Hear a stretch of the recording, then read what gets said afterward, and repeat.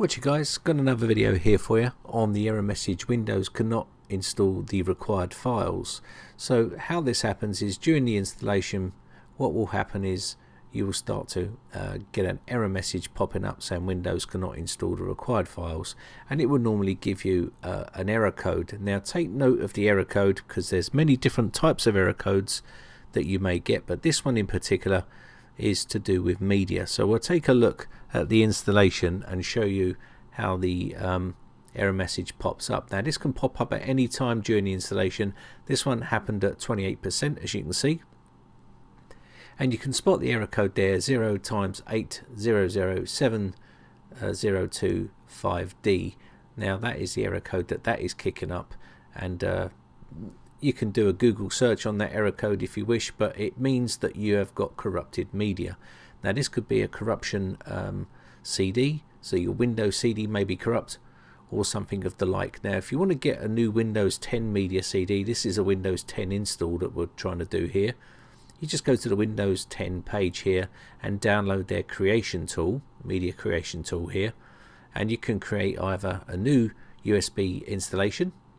Here is the actual media file here. I've got it here, and I'm just going to quickly show you how to get a new ISO file if your ISO is corrupt. Now you can check the integrity of that ISO file if you wish, but it is corrupted and it's best just to download a new version.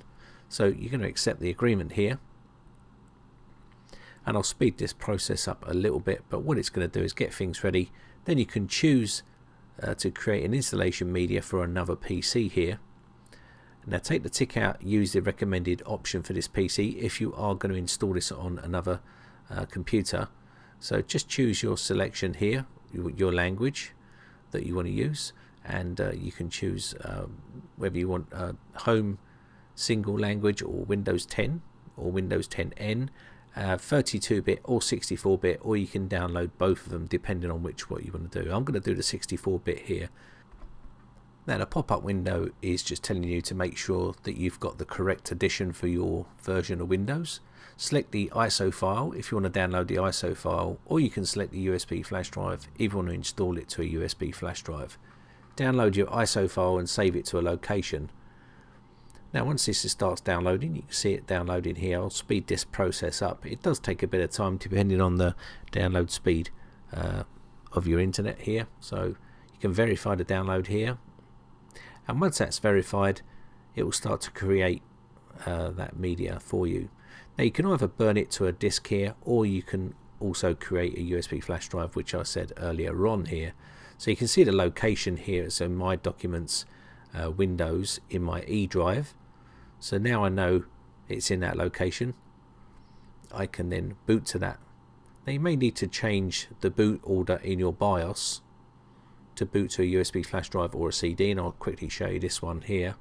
So I'm just going to quickly select CD-ROM and then move that up the order.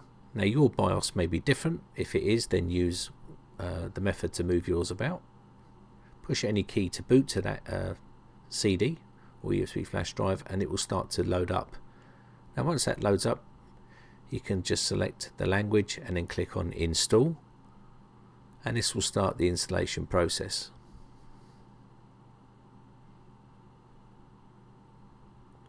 Now that's just going to set up here, so you can see there's a slightly different version here. This is the new latest version here. I'm just going to click on I don't have a product key. If you have got a product key, then you can put it in that box there, and now you can select which version you want. I'm going to put Pro on here and then click next. Now once we've done that, we're going to select the license terms here, accept those and click next. Now I'm going to hit custom installation windows, and you can see there's a couple of partitions here where we was getting the error. I'm just going to delete these because they've got the older version on there.